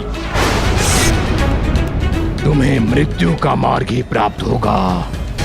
आगे तो इसने मेरा मार्ग रोक रखा है, कदाचित पीछे जाकर ही अपनी रक्षा कर सकूंगा मैं। पक्षी?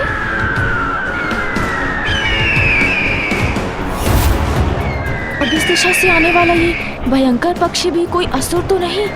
फिर तो दोनों ओर से घिर जाऊंगा मैं।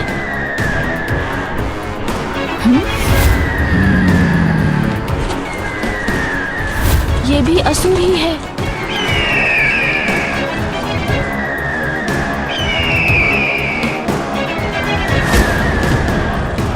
दोनों तो मेरे ऊपर झपटने के लिए तैयार हैं।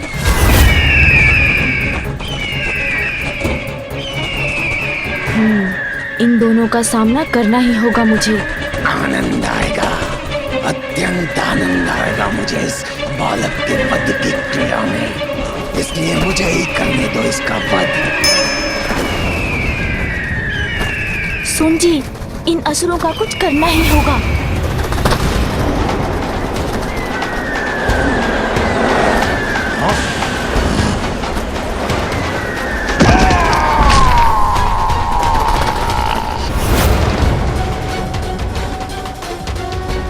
ये कोई साधारण बालक नहीं, मुझे सावधान रहना होगा। असुर जी, उचित कहा था आपने, अत्यंत आनंद आएगा इस क्रीड़ा में।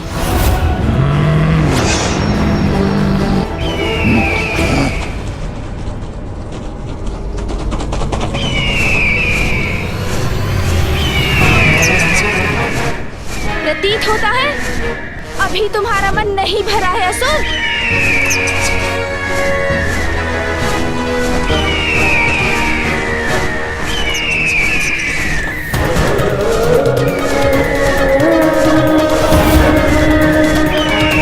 इसके विशाल पंख तो मुझे आगे ही नहीं बढ़ने दे रहे।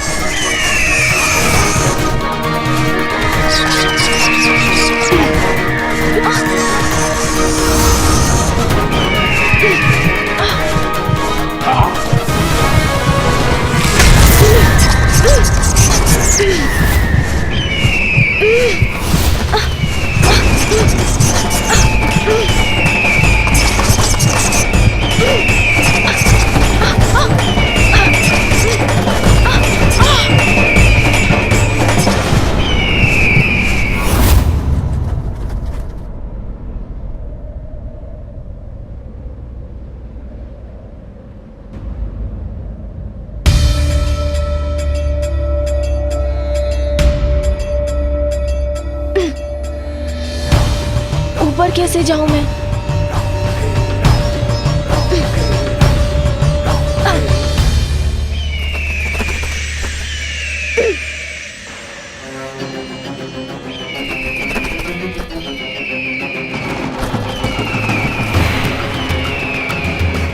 बालक, अब तो फंस गए ना तुम?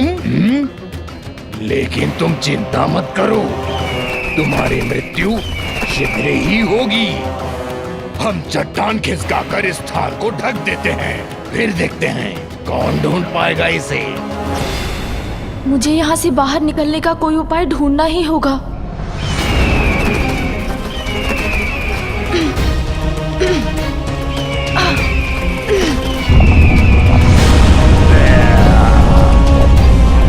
ये तो इसका मुख बंद कर रहा है। मुझे शीघ्र निकलना होगा।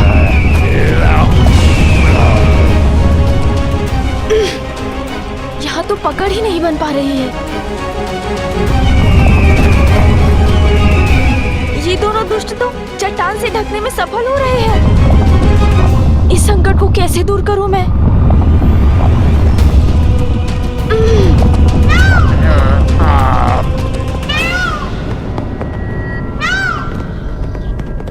क्या तुम्हें कोई ध्वनि सुनाई दी?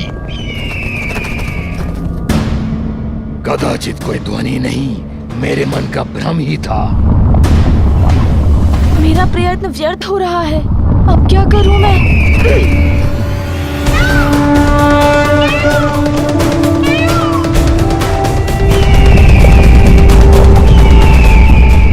दुष्ट असुरों, मैं तुम्हें अपने अनुज को क्षति नहीं पहुंचाने दूंगा।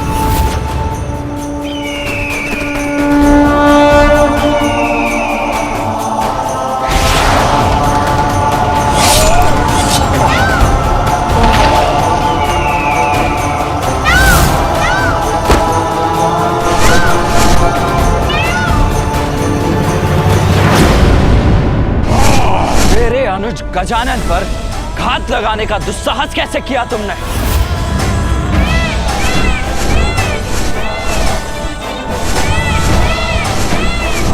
भैया,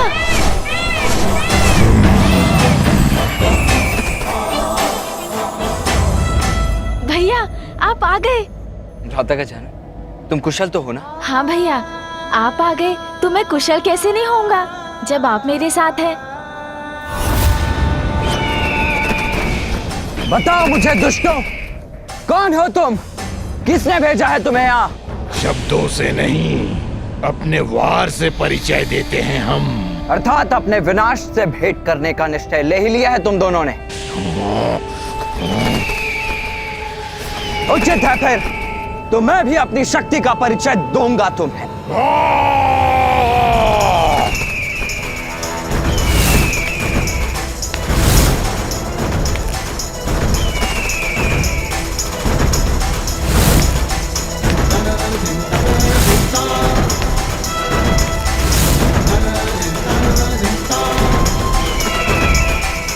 ये असुर पक्षी तो पुनः मेरी ओर आ रहा है। इस असुर से तो मैं निपटता हूँ।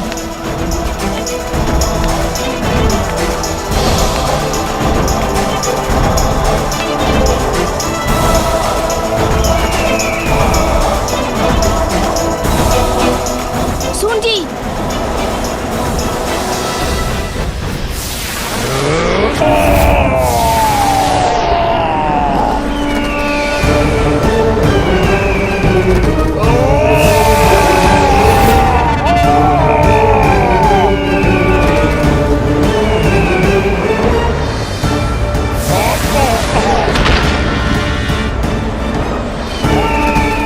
अब पराजय स्वीकार करते हो असुर, या और दंडित करूं तुम्हें? आश्चर्य, मेरी श्वास में ही इतनी शक्ति है कि इतना भयंकर ये असुर उसका सामना ही नहीं कर पा रहा है। सखी पार्वती, मैंने संपूर्ण भवन छान लिया किंतु गजानन मुझे कहीं नहीं मिला। विजया, गजानन का ध्यान रखने के लिए तो तुम्हें छोड़ा था मैंने, फिर वो कहाँ चला गया? मुझे क्षमा कर दो सखी पार्वती। हम दोनों बात कर रही थी कि कुमार कार्तिकेय प्रस्थान करने वाले हैं। कदाचित ही वो वार्तालाप सुनकर गजानन उनके पीछे पीछे चला गया। कार्तिकेय के पीछे चला गया? तब तो मुझे स्वामी को सूचित करना होगा। यदि वो भटक कर वन में पहुंच गया तो उस पर किसी बड़े संकट की छाया भी पड़ सकती है।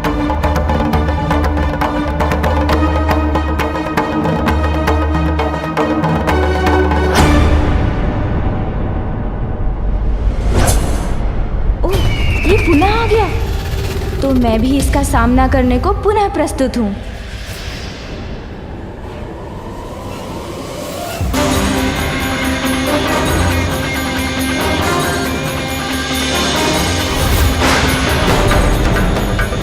दंडित तो अब मैं करूंगा तुम्हें।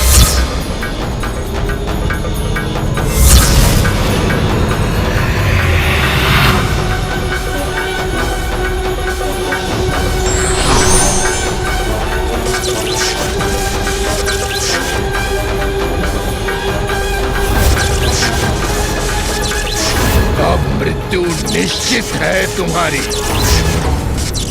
ना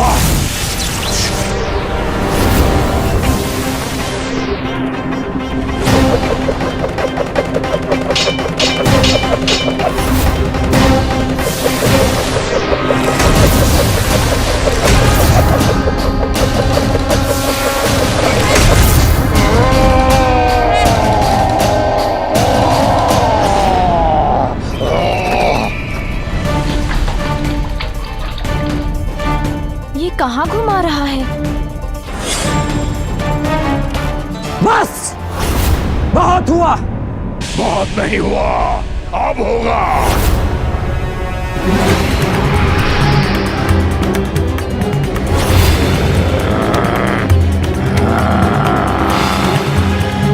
मैं तो अभी भी जीवित हूँ, किंतु अब तुम्हें तुम्हारी मृत्यु से कोई नहीं बचा सकता।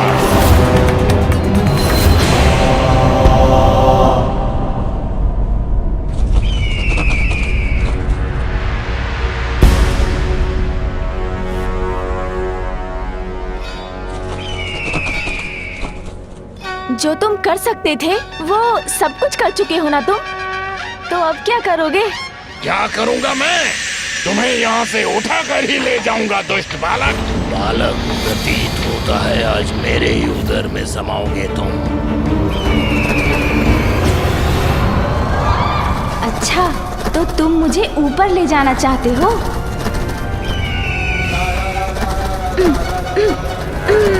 अब मैं तुम्हें मृत्यु दंड दूंगा। प्राण तो मैं तुम्हारे हरूंगा दुष्टासुर।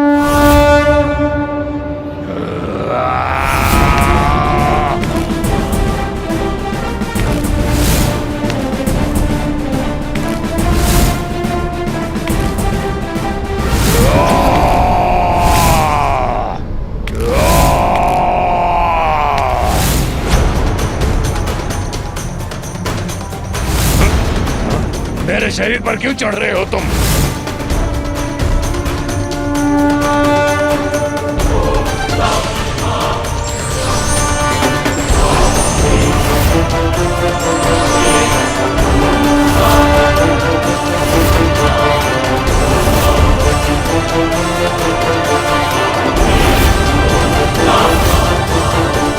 सुन जी,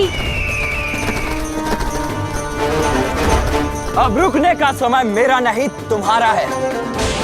तुम्हारी ये क्रीड़ा अब यहीं समाप्त होगी।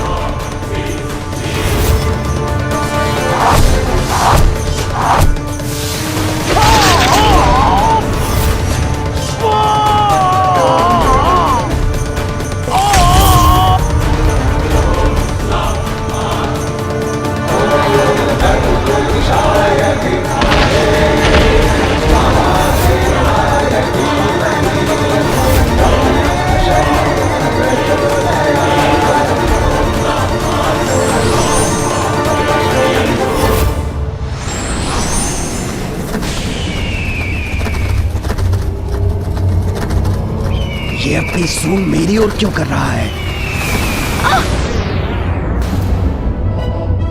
गजानन,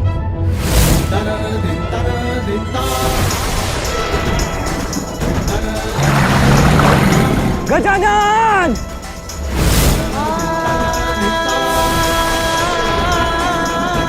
मेरा हार स्वयं मेरे मुख में आ रहा है।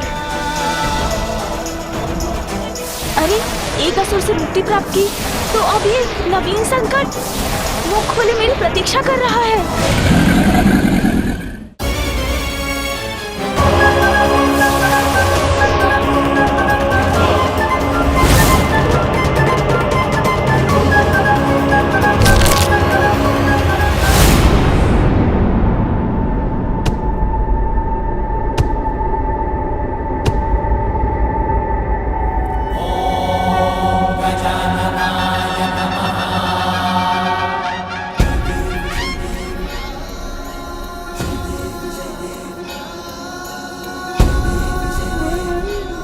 कुछ नहीं हुआ गजानन को, सुरक्षित है वो।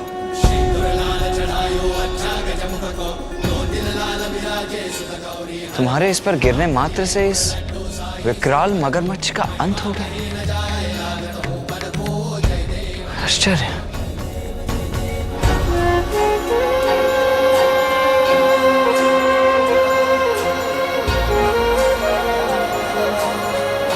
भैया, मैं बहुत प्रसन्न हूँ कि आप कैलाश लौट आए।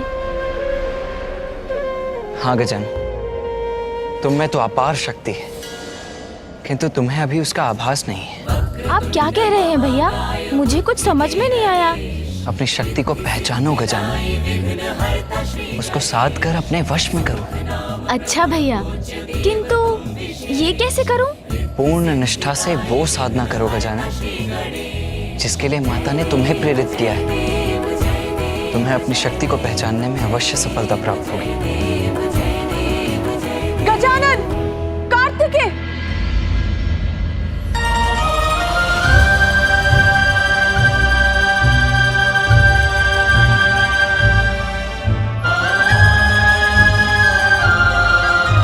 पुत्र गजानन, कार्तिकेय के पीछे पीछे बिना किसी को बताए क्यों चले आए तुम? तुम्हें ज्ञान भी है कैसी आशंकाओं ने जकड़ लिया था मुझे।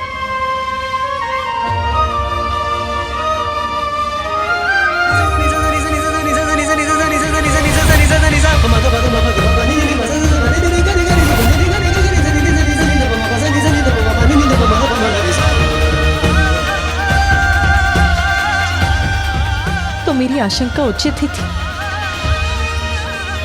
उन असुरों ने प्रयत्न किया मेरे पुत्र को आहत करने का।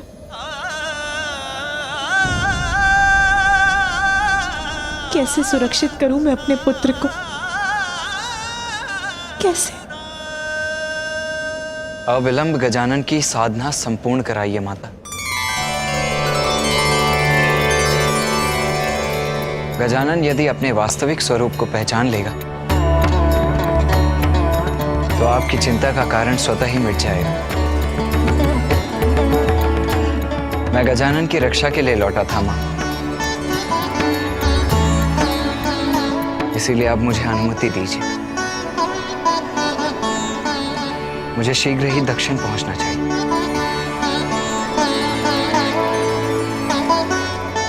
नहीं भैया, आप नहीं जा सकते।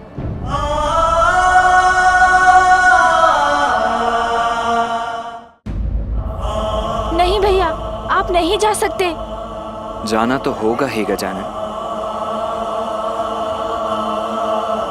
भ्राता, मेरे शब्दों का स्मरण रखना। अपनी शक्तियों को पहचानने के लिए, उन्हें अपने वश में करने के लिए अपनी साधना अवश्य पूर्ण करना।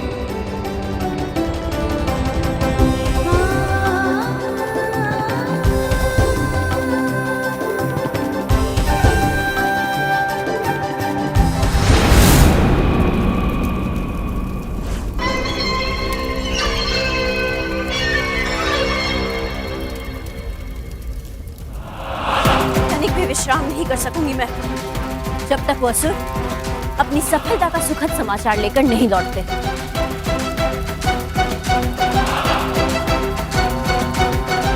आ रहे हैं वो, प्रतीत होता है शुभ सूचना लेकर आ रहे हैं वो।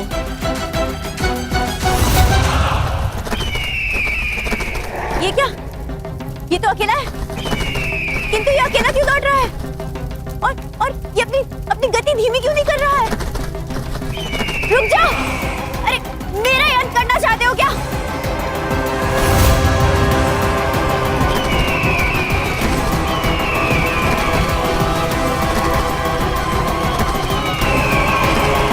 असुर सम्राट, रक्षा कीजिए मेरी!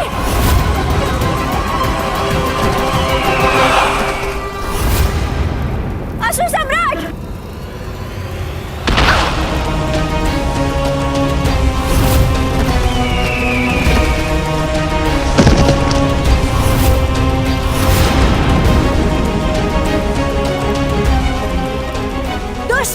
यदि मेरे ऊपर गिर जाते तो अनिष्ट हो जाता।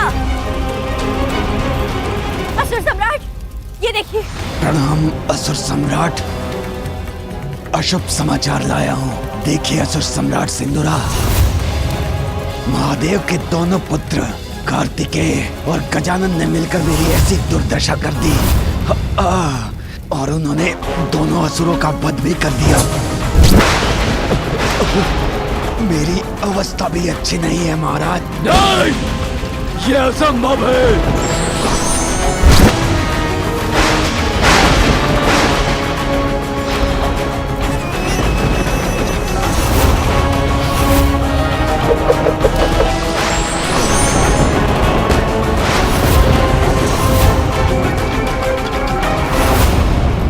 असुर सम्राट सिंदूरा, अब केवल एक ही उपाय है हम असुरों के पास। असुरों के गुरु शुक्राचार्य